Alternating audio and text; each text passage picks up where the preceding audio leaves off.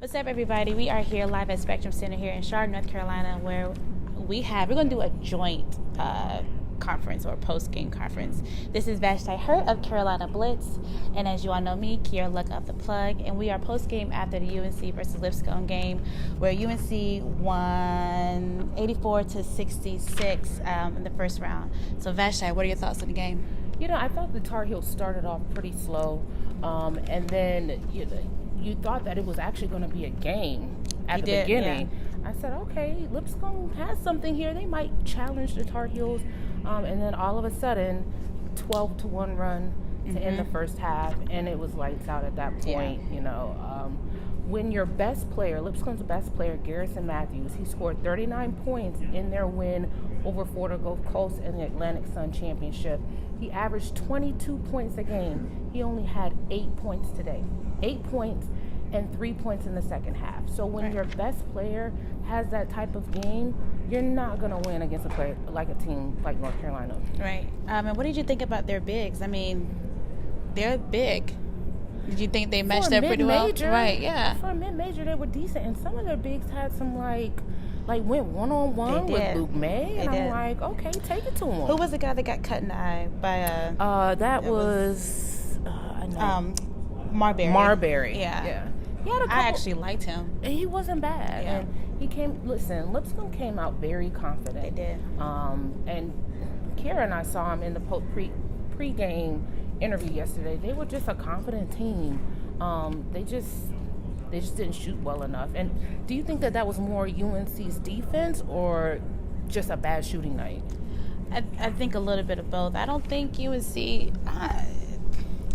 I'm in between on if this was UNC's best game. I don't think it was. I think they played well coming off transitions. I think UNC played to their best ability. Kenny Williams is just wet every time he touches the ball.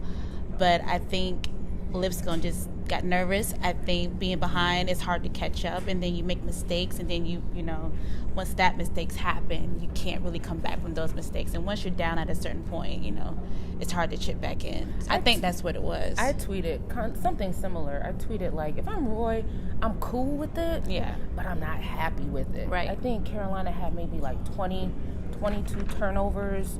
I think that Lipscomb had 20 points off of those turnovers. Now, most of that happened during the first half, but, the next round, Carolina's going to play Texas A&M. That's not going to be easy. You can't have 20 turnovers and expect to win. They have a 6'10" forward and a 6'10" center, and they're monsters. They're a little bit slower, granted, but they're huge. They're huge. They are, and they aren't small guys. And I was talking to a guy on press row, and I was like, "This isn't the first time that North Carolina has seen two bigs. Right? They beat Duke twice with Bagley and Carter, but these bigs are big. These aren't Texas freshmen. Big, yeah. How? I don't have the stats, but these. I don't think they're freshmen. I think they're one is a 50. sophomore and one is a junior. I think something like that.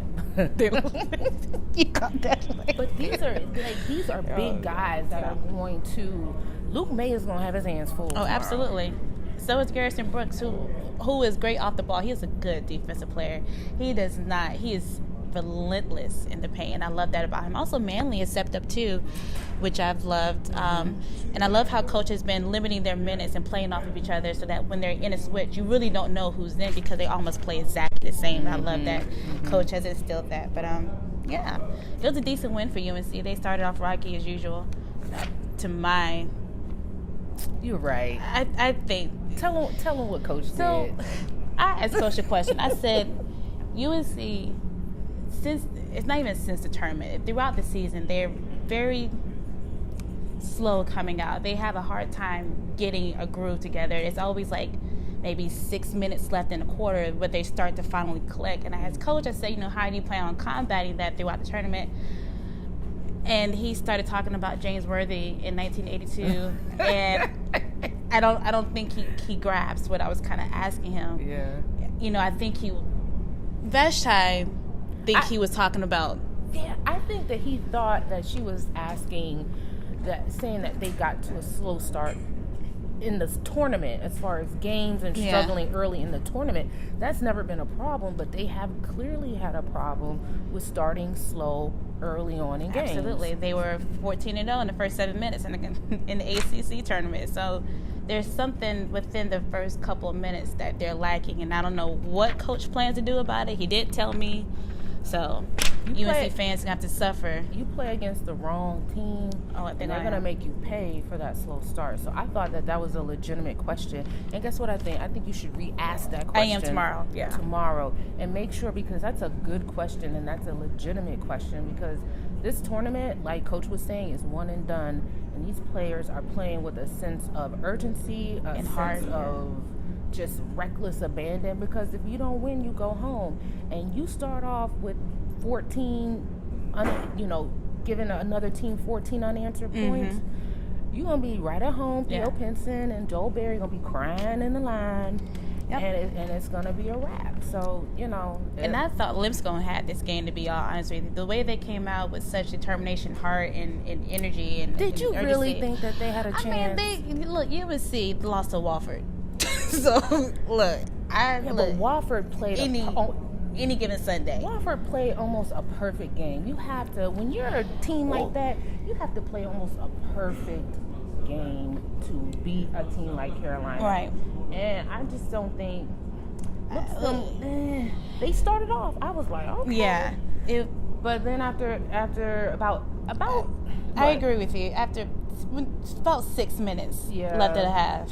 You kind of saw UNC. They finally got their wits in Charlotte. Yeah. It was like, so let's liken this to a race. Right. I did track in college, so I'm going to like this analogy. I don't know if y'all do, but we run in the 400, right? Right. 400. One team, you got a athlete or a runner who starts off quick out the blocks, and they're hitting it, and they're leading, and they hit that 200 mark, and they hit that brick wall.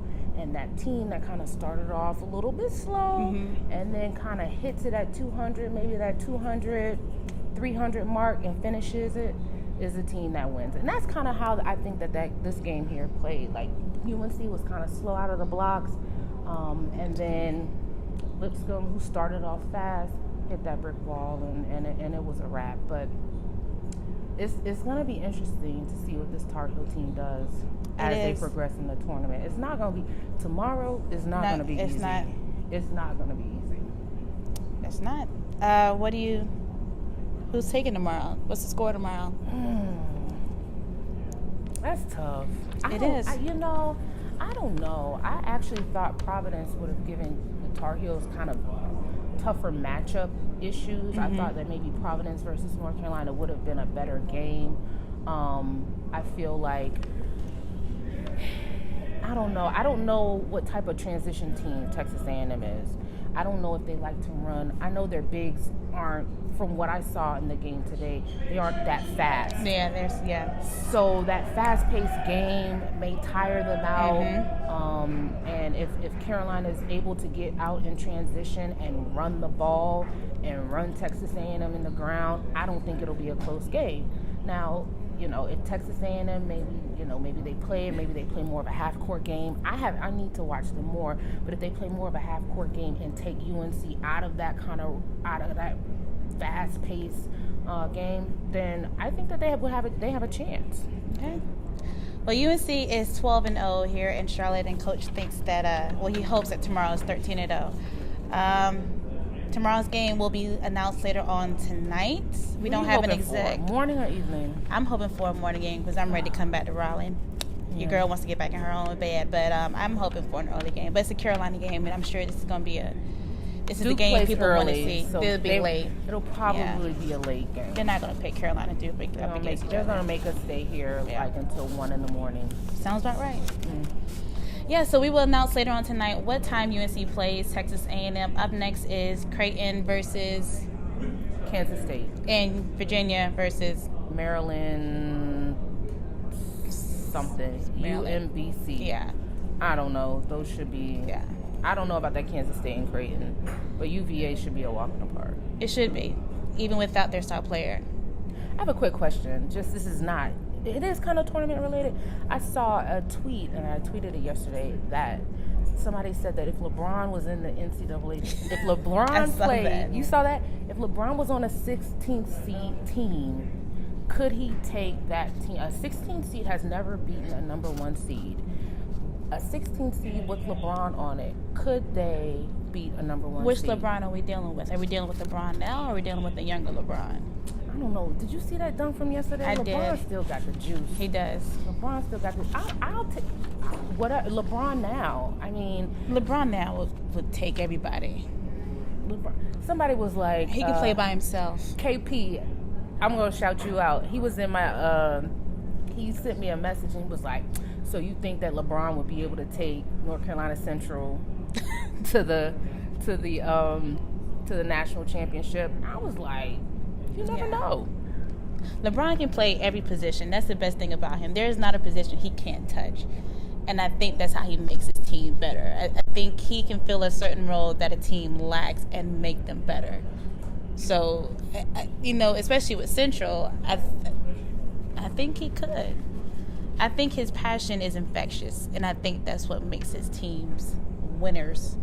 Is how can you lose with someone like that on your team? You feel inferior because it's like, I have to match his level, and so you're going to do everything you can to match LeBron, which is going to make you a better player. And I think that's what LeBron notices. If I play at a high level, it's going to make everyone else around me feel like they have to play at a higher level, which is going to bring out their best game, and we'll win games. I think at a minimum, they would be the number 1 seed.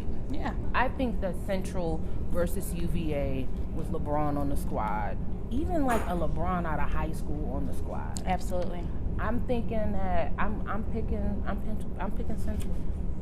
Anyway, that was Toquito. Is it Toquito? Correct me. He had a decent tournament and left, and then now I don't know. I think Cam stays. I think Cam is more sensible than Toquito. Is it Toquito? I think. I thought it was Toquito. It might be Toquito. Anyways, I'm pretty sure he helped me with at Home Depot last time I was there.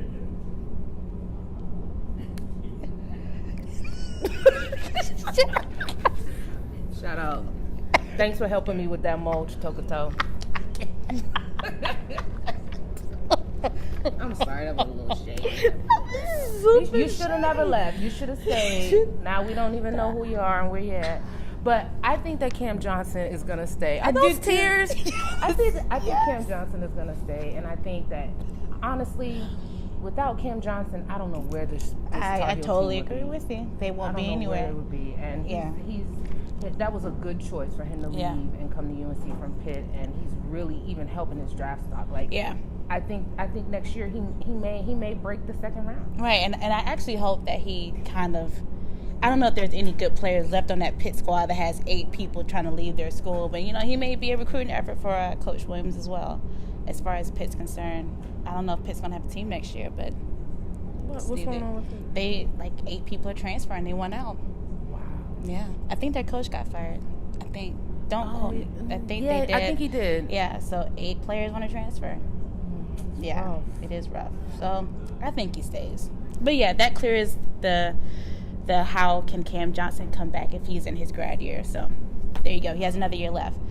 So that is it for the UNC Lipscomb post-game wrap-up with Vashti Hurt of Keep Blitzing of Carolina Blitz. Keep Blitzing is kind of like my hashtag. And Kiera Luck of The Plug. We will see you guys tomorrow. I'm going to do a press conference review tomorrow. Or press a review. We'll do something. Something tomorrow. Kiera's getting me out of my comfort zone. I think she's great on camera. I don't do video, guys, so we'll see. But thanks. Yeah. We'll see you guys tomorrow. Right.